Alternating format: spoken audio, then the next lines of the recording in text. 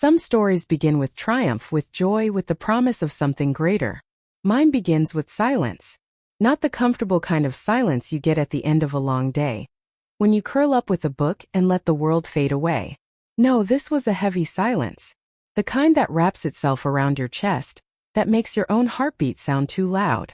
The kind that tells you something terrible has already happened, and something worse is still coming. That night, I sat by my window in Boston watching the skyline flicker. The glass towers looked so proud, so unshakable. But I knew better. I had seen what happens when power is put in the wrong hands.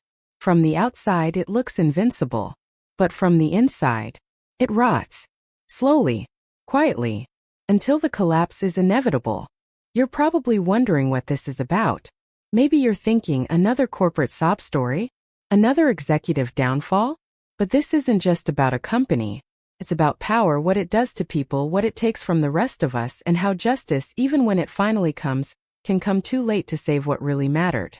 I'm going to tell you about Douglas Kent. About how he destroyed the company I gave my youth to, how he silenced the people who tried to stop him, and how he laughed in the face of truth, until truth finally laughed back.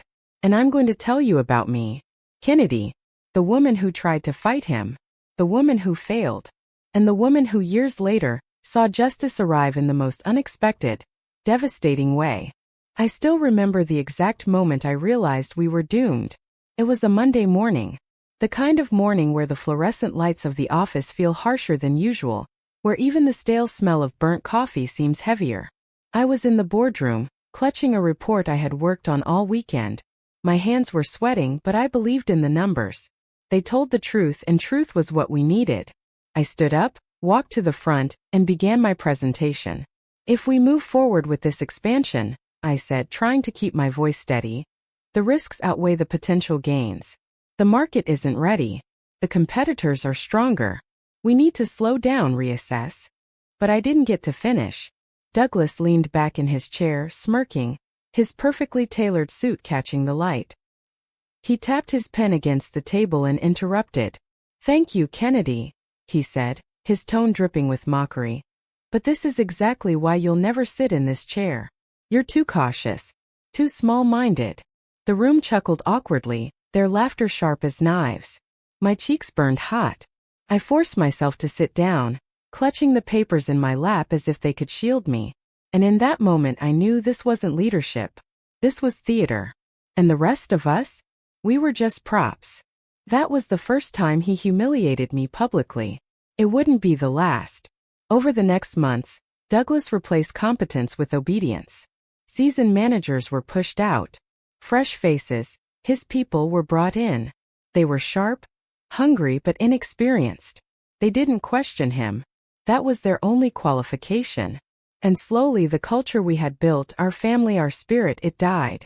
People stopped speaking up in meetings. The laughter in the break room faded. Instead there was whispering, paranoia, fear. That's the thing about bad leadership. It doesn't just ruin decisions. It ruins people. I remember Sarah. She was brilliant, the kind of person who'd stay late to help you finish a project even when she had her own deadlines. One Friday, Douglas called her into his office. By Monday, her desk was empty. The rumor? She'd refused to back his numbers. No one asked questions. No one dared. That silence, it was suffocating. And yet Douglas walked through the halls like a king. Always smiling, always shaking hands, always pretending. He thought he was invincible. Untouchable. But here's the truth. No one is untouchable. Not forever. Justice is patient. It doesn't rush. It waits. It watches. And when it finally comes, it doesn't knock politely on your door. It breaks it down. Douglas didn't believe that. He thought he could bury the truth under his arrogance. But the thing about truth is, it doesn't stay buried. I know, because I was the one holding the shovel when it finally surfaced. So stay with me. Because what I'm about to tell you isn't just a story about one man's downfall. It's about what happens when leadership fails, when justice takes its time, and when the reckoning finally comes, too late to save what was lost, but just in time to remind us that power without accountability always collapses. This is my story, and it begins with failure. My name is Kennedy, and before everything fell apart, before power and arrogance poisoned the place I once loved. I was just another young woman chasing her dream. I grew up in a modest neighborhood outside of Boston. My parents worked hard, too hard if I'm honest. My dad was a mechanic, hands always covered in grease, and my mom was a schoolteacher who spent more time grading papers than sleeping. They didn't have much to give, but what they did give me was simple. Honesty, perseverance, and the belief that if you worked hard enough, people would see your worth. That belief carried me through college. I wasn't the smartest in every room, but I was relentless. I wanted to prove myself, not for money, not even for prestige, but because I believed in the idea of building something meaningful, something that mattered. So when I landed a job at Miller & Associates, a consulting firm in downtown Boston, I felt like I had found my place. I still remember my first day. I was 23, nervous, carrying a second-hand briefcase that squeaked when I opened it. The lobby smelled of fresh coffee and polished floors. My shoes clicked too loudly on the marble. But when I walked into the office, I wasn't met with cold stares or indifference. Instead, I was greeted with smiles, laughter, and a warmth that felt rare. At Miller & Associates, people mattered. It wasn't just about numbers or deadlines, it was about community. Friday lunches where we crowded into the break room with pizza boxes stacked like towers. Late-night brainstorming sessions where ideas were scribbled on whiteboards, while someone ran out for Chinese takeout. Birthdays celebrated with cheap sheet cake and off-key singing. It wasn't glamorous, but it was real. And it was home. All of that was because of one man, Robert Miller. He wasn't perfect, but he was the kind of leader who made you want to do better. Not because you were afraid, but because you wanted to make him proud. Robert had a presence. He wasn't tall or loud, but when he walked into a room, people straightened up. Not out of fear, but respect. He listened. Really listened. He remembered the names of interns, asked about your family, celebrated your wins. I'll never forget one night, when I was staying late to finish a project. It was past 9 p.m., the office was nearly empty. Robert walked by, stopped, and asked why I was still there. I stammered something about proving myself. He smiled gently and said, "Kennedy, you don't have to prove yourself by working yourself to the bone. Your value isn't measured by hours. It's measured by what you bring to the table. And trust me, you bring plenty." Those words stayed with me. In a world obsessed with results, Robert reminded us we were human. That's why we were loyal, not to a paycheck, but to him. But time doesn't stand still. Even the best leaders grow older. After 3 decades of building Miller & Associates from the ground up, Robert announced his retirement. It should have been a celebration. And at first it was. There was a farewell party in the atrium, champagne glasses, speeches, tears. I remember standing near the back, clapping until my hands ached, feeling proud but also uncertain. Because while we celebrated Robert, we all had the same silent question. Who could possibly replace him? The answer came quickly. His name was Douglas Kent. Douglas didn't grow up with us. He wasn't part of our family, our history. He came from the outside, big firm, bigger ego. At his first all-hands meeting, he stood at the front of the auditorium like a man stepping onto a stage. His voice was smooth, practiced. He spoke about vision, about growth, about taking us to the next level. The room buzzed with excitement, but I couldn't shake a feeling in my gut. His words were shiny, polished, but hollow, like a sales pitch. Still, we wanted to believe. We needed to. We told ourselves Robert wouldn't hand over his legacy to just anyone. We told ourselves Douglas would carry the torch. But looking back, that was the moment the first cracks appeared. Cracks we ignored. Cracks that would one day tear the whole foundation apart.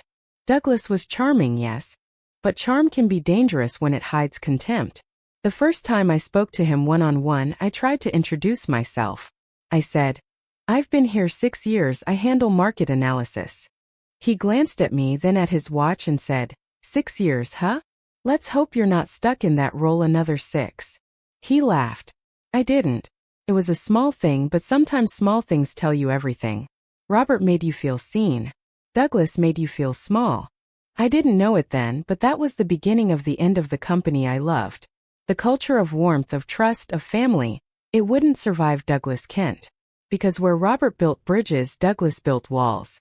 And we would all pay the price. You know, sometimes leadership doesn't collapse all at once. It erodes quietly, slowly, piece by piece, Until one day you realize the foundation is gone. That's what I saw happening inside our workplace. At first, it was small things. Whispers in the hall, projects delayed without explanation, emails lost in the shuffle. And then more troubling signs. Our manager, Richard Hale, once charismatic, began ruling with intimidation instead of inspiration. Every Monday, we'd gather in that glass conference room. The air always smelled faintly of burnt coffee and stress. Richard would stride in late, clutching his phone, never looking at us directly, always scrolling, always distracted. His voice carried authority but not respect. He'd bark orders, dismiss suggestions, and pretend collaboration was weakness. If someone spoke up with a new idea, he'd smirk and say, "That's cute, but let's stick to what works." If someone made a mistake, he wouldn't just correct them. He'd humiliate them. In front of everyone. I'll never forget one meeting. A colleague of mine, James, had been working for weeks on a presentation. He poured everything into it, data, design, careful detail. And when the moment came, he barely got 2 slides in before Richard slammed his hand on the table and said, "Stop. This is a waste of time." The silence that followed was suffocating. James's face flushed red. He tried to continue, stuttering, but Richard cut him off again, this time with a mocking laugh. And just like that, months of hard work crumbled under one man's arrogance. In those moments, I stayed quiet. I told myself, don't draw attention. Keep your head down. Just do your work. But silence has a cost. Every time I watched someone else get crushed, I felt my own voice getting smaller. And yet, something inside me began to resist. I couldn't stop asking myself, is this what leadership looks like? It wasn't just the meetings. Behind closed doors, decisions were being made that endangered our future. Richard started cutting corners, approving shortcuts that compromised quality, even safety. He justified it as efficiency. He'd boast about saving money, about hitting deadlines, but the truth? He was gambling with people's jobs, with people's trust. And still no one confronted him. Why? Fear. I could see it in their eyes, my coworkers. Fear of retaliation. Fear of being next. Fear of being made an example like James. And maybe fear that speaking up wouldn't change anything. I wasn't immune to that fear. But then something happened that I couldn't ignore. One afternoon, a junior associate, Emily, approached me in tears. She was fresh out of college, ambitious, full of hope. But after only a few weeks under Richard's leadership, she was already doubting herself. She whispered, "Kennedy, maybe I'm not cut out for this. Every time I try, he shuts me down. He makes me feel invisible." Invisible. That word stuck with me, because I knew exactly what she meant. And that's when the conflict became personal. It wasn't just about deadlines or workplace politics anymore. It was about people's dignity, about whether we would allow one man's failure in leadership to define all of us. I realized Richard's downfall wasn't just inevitable. It was necessary. But here's the thing about justice. It doesn't come easily. And when it finally arrives, it always comes at a cost. I didn't know it then. But I was about to step into the very storm I'd been avoiding. And once the first domino fell, nothing would stop the chain reaction. Because power, when abused, always demands a reckoning. And Richard Hale was about to face his. It was late October. The sky outside was heavy with rain. Gray light spilling through the windows of the conference room. We were preparing for a high-stakes client pitch, one that could determine our company's future. Richard, as usual, arrived late, tossing his umbrella onto the floor carelessly. He looked at us like soldiers waiting for orders, not colleagues. He began with his usual bravado, waving away the work the rest of us had done, insisting that his way was the only way. But here's the thing. His way was reckless. He had slashed key parts of the proposal, inflated numbers, and ignored glaring risks. And then he turned to me. "Kennedy, you'll present the numbers. Just stick to the script I gave you. No deviations." His eyes locked on mine, daring me to challenge him. My hands tightened around the file. For weeks I had been watching him erode our credibility, silence our voices, and bury our integrity. And now he was asking me to lie. I could hear my heartbeat in my ears. I looked at my coworkers, James, Emily, and others. Their faces told the same story. Exhaustion, fear, resignation. If I stayed silent, I'd be complicit. If I spoke up, I'd risk everything. The client arrived. The room filled with polite greetings, the shuffle of papers, the clicking of pens. I stood, file in hand, and began to speak. At first, I followed Richard's script. But with every word, the weight in my chest grew heavier. Finally, I stopped. I looked straight at the clients and said, I need to be transparent. Some of these numbers don't reflect reality. There are risks here you deserve to know about. Risks that were deliberately ignored. The room went silent. Richard's face turned crimson. Kennedy, he hissed, sit down. Now. But I didn't. I turned back to the clients and continued. I exposed every shortcut Richard had taken, every reckless gamble, every truth he had tried to bury. Gasps filled the room. Pens froze mid-sentence. And Richard exploded. He stood, slamming his fist on the table, shouting, This is insubordination. She's lying. But the more he raged, the clearer it became. He was losing control. One of the clients leaned forward, calm but sharp. Mr. Hale, if what Kennedy says is true, then this is more than poor leadership. This is deception. Another added, We'll need a full audit of your practices before we move forward. That word audit hung in the air like a guillotine. Richard's eyes darted around the room, searching for support. But there was none. Not anymore. James, who had once been silenced, finally spoke. She's telling the truth. We all know it. Emily whispered, almost trembling but firm. We can't keep pretending. One by one voices rose. People who had once been silent now stood against him. It was no longer just me. It was all of us. Richard's face crumpled. Rage giving way to something else. Fear. And in that moment justice arrived. Not in the form of revenge, not in some dramatic firing, but in the undeniable truth spoken aloud, witnessed by all. Richard's power, built on fear, collapsed under the weight of collective courage. Security escorted him out by the end of the week. The audit revealed everything. The shortcuts, the inflated numbers, the abuse of authority. His downfall was sudden, humiliating, and absolute. And yet, it wasn't about celebrating his fall. It was about reclaiming our dignity. For the first time in months, the office felt lighter. People smiled again. Conversations returned. Ideas flowed. We had survived the storm. But survival came with a lesson. Leadership built on arrogance and intimidation is always doomed to fail. And sometimes, it only takes one voice refusing to stay silent to ignite the change everyone else was waiting for. When Richard was gone, the silence in the office felt almost surreal. For weeks, we had grown used to walking on eggshells, measuring every word, bracing for every meeting. And suddenly it was over. The first Monday without him, I walked into that same glass conference room. But this time, no one avoided eye contact. No one was clutching their notepads with nervous hands. We sat down as equals, not soldiers under a commander. And for the first time in months, we talked. James spoke freely, ideas spilling out without fear of interruption. Emily, remember the young associate who once said she felt invisible? She presented her concept with confidence, her voice steady. I watched her eyes light up when people nodded, when they listened. It was the kind of small victory that feels enormous. And I realized this wasn't just about removing one toxic leader. It was about rediscovering ourselves. The power of truth. The strength in unity. The resilience of people who refuse to be silenced. But here's the paradox of justice. It often comes late. Late enough that scars remain. We couldn't erase the months of fear. The missed opportunities. The colleagues who had left because they couldn't take it anymore. Justice doesn't always arrive in time to save everyone. But when it does come, it leaves behind a lesson carved deep. And that lesson was this. Leadership isn't about control. It's about trust. It isn't about forcing silence. It's about amplifying voices.